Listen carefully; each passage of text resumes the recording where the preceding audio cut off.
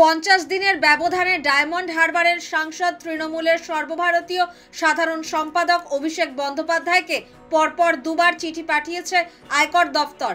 একটি সভা থেকে অভিষেক নিজে সে কথা জানিয়েছেন। সেই চিঠি এবার প্রবীণ নাগরিকদের বাড়ি বাড়ি পাঠানোর সিদ্ধান্ত নিল তৃণমূল। অভিষেক জানিয়েছেন, নিজের সংসদীয় এলাকায় ৭৬,০০০ প্রবীণ নাগরিককে অর্থ সাহায্য করেছেন তিনি। এই শ্রদ্ধার্ঘ্যে বিজেপি বাধা দিতে চায়, সেই কারণেই কেন্দ্রীয় সংস্থাকে দিয়ে তার কাছে পরপর দুবার চিঠি পাঠানো হয়েছে।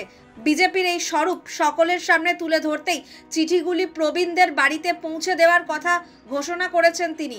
দুর্গাপুজোর মধ্যে চিঠিগুলি যাতে এই ৭৬,০০০ মানুষের বাড়িতে পৌঁছে যায়, দলীয় কর্মী সমর্থকদের সেই বন্দোবস্ত করতে বলেছেন।